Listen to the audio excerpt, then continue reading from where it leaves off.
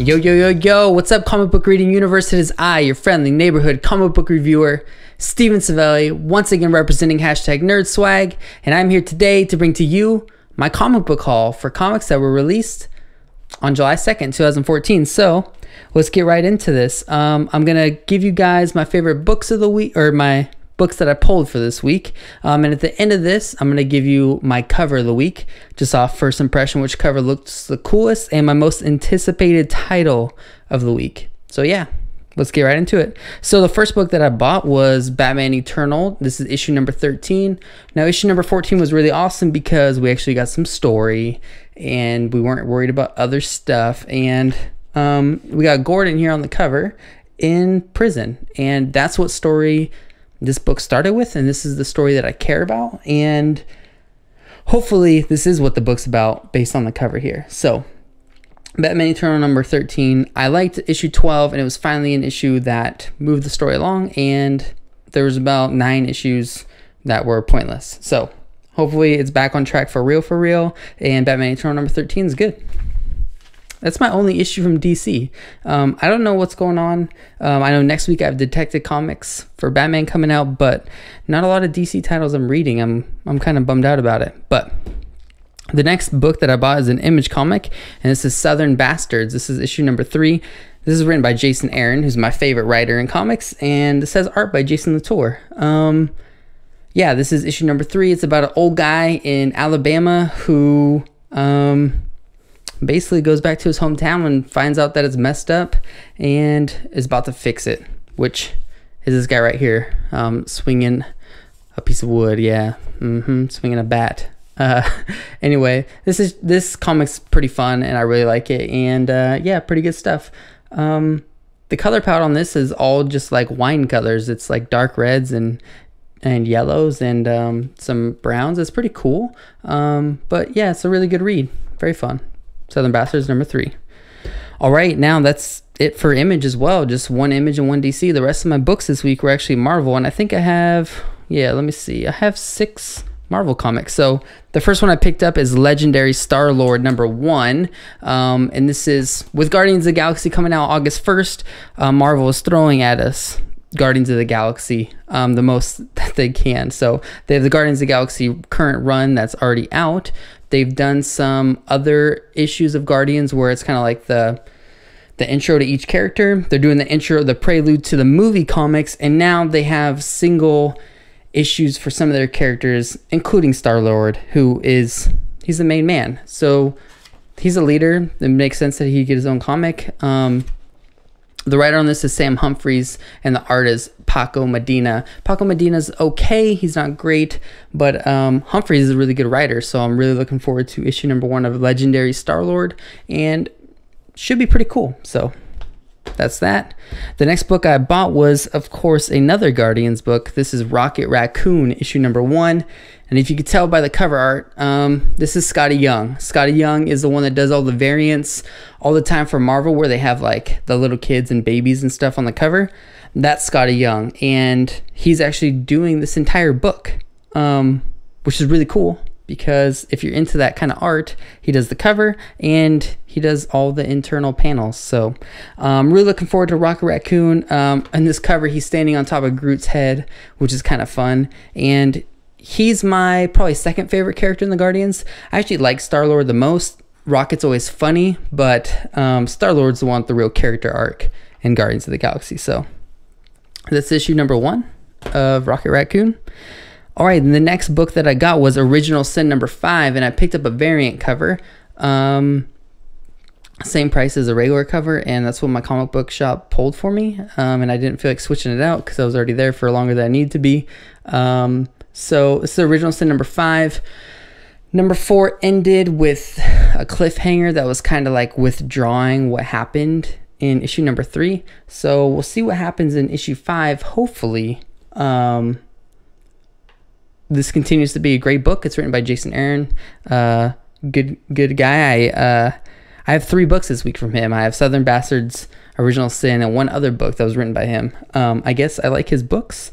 Anyways, pretty cool. Original Sin number 5. I'm really excited for this variant cover here that I accidentally got, and to see where the story goes. It's 5 out of 8. So after this one, we have 6, 7, and 8. Just a few more. Next week, 5.1 starts, which is Loki and Thor, Original Sin tie-in, where they find out that they have a sister this whole time that they've been alive, and we've never had a sister for them in all of the history of Marvel. So that's kind of going to be a big thing that starts next week. So pick up Loki and Thor next week. Loki and Thor. Original Sin 5.1 tie-in. Yeah, to be exact. All right, the next book I have is Iron Fist, The Living Weapon, issue number 4. This is by Kyle Andrews, and what's cool about this is he writes this book, he draws the book, and he colors this book. He does it all, which is cool to have a creator that does that, can really convey their image and vision for their book from start to finish in both writing and drawing and coloring. So that's awesome. I always like the art on this book. The last issue was okay. Hopefully this one picks back up and continues to be good to the point where I keep it. If I read this and I'm not really digging it, I think I'm going to drop Iron Fist. Issue 1 was spectacular, but since then has drug a little bit. So hopefully Kyle Andrews picks it back up in this. If not, you might never see me pick up Iron Fist again. All right. And the next book, one of my faves as always, Moon Knight number 5. This is written by Warren Ellis. This is written by Warren Ellis with art by Declan Shalvey. These are all one-shots, and I always hype these books up because you don't have to read any other books to read Moon Knight. And apparently this one's really awesome and violent. So, you know, gotta like that. What it looks like here on the cover is kind of like a platforming action game. I don't think the inside is like that.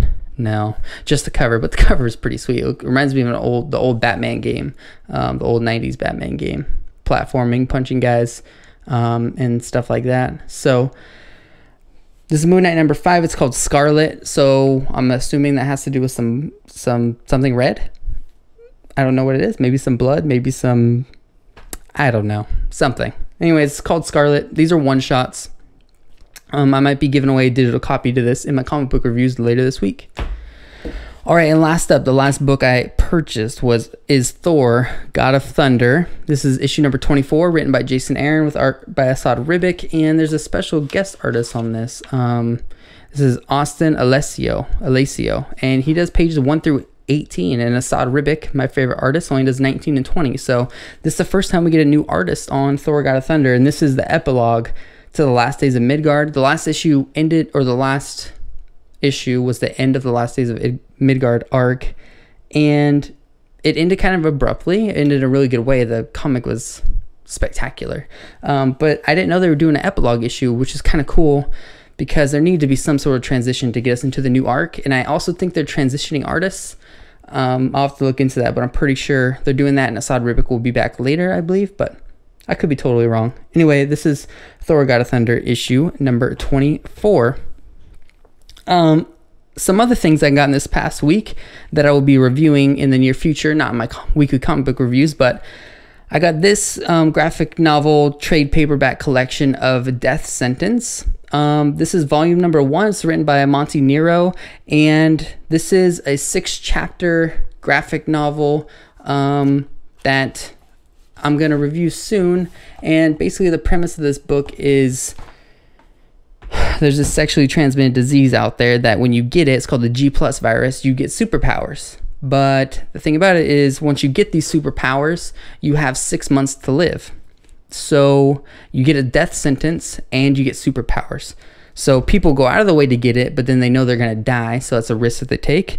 And also you have 6 months to live. So you're going to do those things being heroic, or you're going to do live those last 6 months being villainous. And so far I've read 3 out of the 6 chapters, and it's really good, and I'm super excited to do an in-depth review for you guys. This is actually published by Titan Comics. I've never done a Titan Comics review ever, so pretty cool. Got this volume 1 of Death Sentence, and really looking forward to this.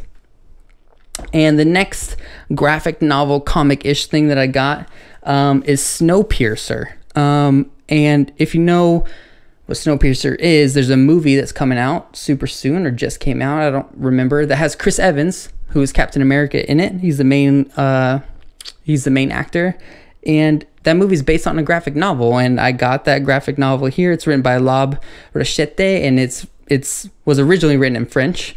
And this is about a 1,000 carriage long train that people are living on because there was something that happened that created an eternal winter.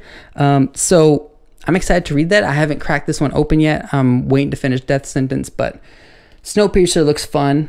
It looks cool. It's all black and white comic. Here, let me open up to a random page. It's all black and white comic, and the story must be really good, or hopefully good enough, because they made a movie off of it and got some really big actors in it. So that'd be cool. All right, so I'm gonna go to my favorite cover of the week, and my favorite cover of the week was Rocket Raccoon #1. A lot of people dislike Scotty Young, but I think it's pretty cool.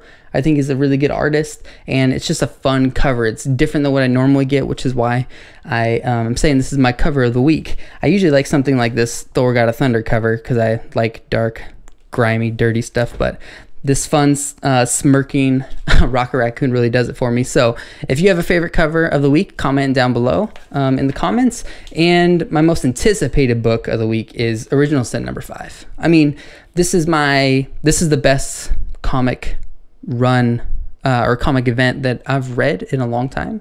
And I'm loving the mystery espionage thriller that's going on with this book. So my most anticipated title, Original Sin #5.